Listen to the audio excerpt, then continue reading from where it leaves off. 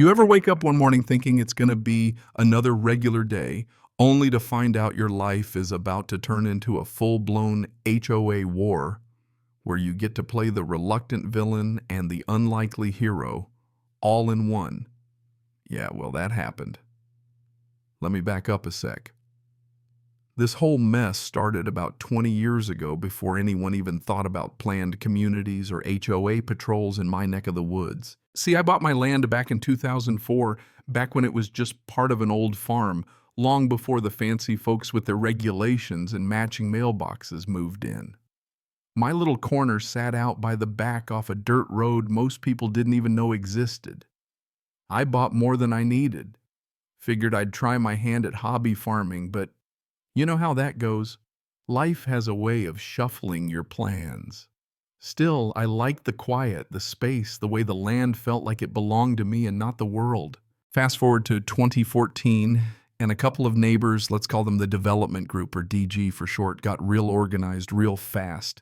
Suddenly we're a municipal suburb, paved roads started snaking in city water, and electricity followed. Some construction company tight with the DG went knocking on doors offering to build houses for cheap if enough of us signed up. Greg Thompson, one of the ringleaders, even offered to buy half my land. "It's gonna boom," he said, waving glossy plans under my nose. I didn't need much convincing. His offer was 4 times what I'd paid, and the cash plus a little bank loan gave me enough to build myself a nice house. I lived there a couple years and my mom came to stay. I even had plans to build her a place next door. Then life did what it does. She passed away just like that, and nothing felt the same. After the funeral, Greg came by, all polite condolences, and soon after I moved out and started renting my house. That's when the HOA talk started, Greg and the DG getting stars in their eyes about rules and community pride. I wanted none of it, so I left before things got weird. 2 years down the line, Greg calls me up, says they want to close off the old farm road and use my road as the only entrance. They're pushing hard for me to join the HOA. I tell him plain as day, not interested. Don't want you folks telling me what color to paint my porch. He keeps at it, though. A week later, he's back saying they want to put a welcome sign and a guard hut on the edge of my land. We work out a deal. They get their sign and their guard. I get $200 a month and a mowed lawn. Sweetest deal I'd heard in a while, and it cost them nothing since they already had gardeners. Everything's easy for a few years. The road's blocked off, the HOA's happy, my property's rented to a solid guy named Dave, and life's quiet. That is until 2022, when some creep starts firing a gun near Dave's kid's bedroom window. Dave's terrified, calls me late one night, voice all shaky. "My daughter can't even sleep in her own room, man. We gotta do something." That spooked the HOA too, apparently. Greg comes back with a new deal. If I join the HOA, I get full exemptions from rules and fees, plus they'll build a security wall and put up cameras. Win-win. Greg says all salesmen grin. I figure why not? Sounds like a fortress, and I don't even have to pay dues. The wall goes up fast. But a month after Dave gets a warning from the HOA, his dogs bark too much. Dave reminds them, hey, we're exempt. The HOA suddenly claims those exemptions are canceled. Now Dave has 30 days to get rid of his dogs, and I'm supposedly on the hook for back dues, garden fees, and all kinds of fines. Turns out, according to their fancy legalese, they can revoke exemptions on a whim. My stomach drops. This is going to get expensive. Lawyers, courtrooms, the whole circus. Judge tells me they're technically in the right so long as they give me 30 days notice. On my way out, Greg, now HOA president, gives me that smug, should have read the fine print look. Yeah, I wanted to knock his teeth in, but instead, I got curious about that founding member nonsense. I go home and dig through my stack of old contracts looking for loopholes.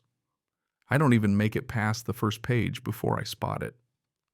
When my mom moved in, I'd subdivided the land, and the original easement the HOA used for their sign and guard hut was technically on the sliver I'd split for her, which wasn't the same parcel as the one I joined the HOA with. Classic bureaucratic mix-up. Next day, Greg shows up, makes me sign paperwork. My exemptions expire in 30 days. Their easement is canceled after 30. You could see how proud he was of himself, but he didn't realize he just gave me the perfect opening. Exactly 30 days later, I knock on Greg's door and hand him two official documents, one announcing I'm about to build a house on that parcel, and one telling him to get every last stick of HOA junk off my land in 30 days. He's livid, tries to tell me I can't, says the structures are staying because the land's unused. I just smile and say, not anymore. Go check the property records. The parcel's just barely big enough for a house and nothing else. 5 days go by, their lawyer calls, tries to bluff, says I can't cancel. I shoot them a photo of their own cancellation document.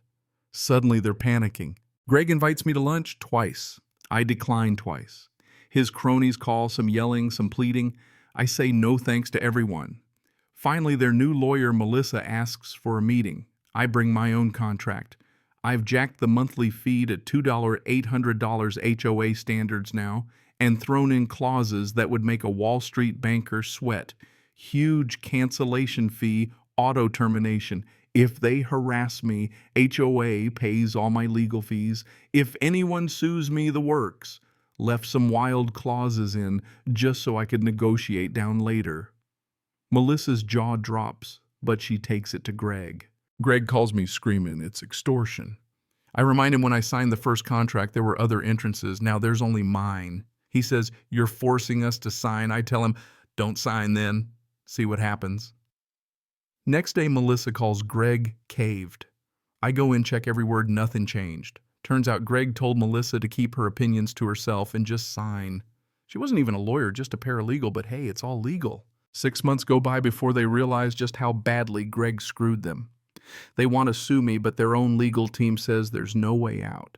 One clause meant, if anyone sues me, HOA pays my fees. Could have bankrupted them if I got a speeding ticket. We rewrite it so Greg pays. Unless he's out of the HOA, he resigns on the spot. Never sign what you don't understand, I tell him in front of the whole board. And here's where the real twist comes in. The HOA's hands are tied. Their only entrance security cameras, boom gate, all on my land. The whole gated community thing would collapse if I pulled the plug. Their lawyers are sweating bullets, and Melissa, well, she's stuck mediating the mess. I start having fun with it. Build a lumpy little paddling pool for the neighborhood dogs. Looks terrible. But hey, it's community enrichment. They try to complain, but my contract says they have to get everything to HOA standards on their dime. Lisa, the new president, grits her teeth and agrees. Greg word gets out. He had to sell his place, took a lawsuit from his own HOA for nearly $100,000. Last I heard, he's fleeing to Australia. Now you'd think I'd be satisfied. Truth is, I'm tempted to see how far I can push it, but I kind of like the monthly payments. I guess the lesson is, if you try to outlawyer a stubborn old farm boy, you better read the fine print. And hey, speaking of stubborn, let me tell you about the time I inherited my granddad's old place, a real slice of rural heaven, 43 acres, red barn and all. After the developers built their little Willowbrook estates right next door, they decided my property needed to match their cookie-cutter rules. Next thing I know, the HOA patrol's poking around, snapping pictures, and get this, they actually walk into my barn without asking. You ever see a man in a mustache and a woman with a clipboard acting like your property is their personal fiefdom?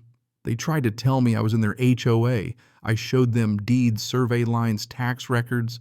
They just rolled their eyes. A week later, I get a certified letter, violations, fines, threats, all for not keeping up the community standard.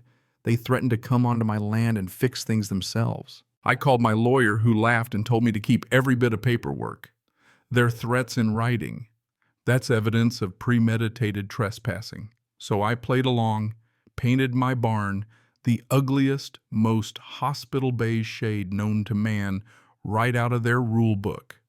Pulled up my vegetable garden like they ordered, then replanted mammoth sunflowers all along my fence. A living wall 12 feet tall blocking every view. When the HOA came by with a landscaping crew and chainsaws ready to tear out my flowers, I had the sheriff waiting. The workers took one look at the badge and left.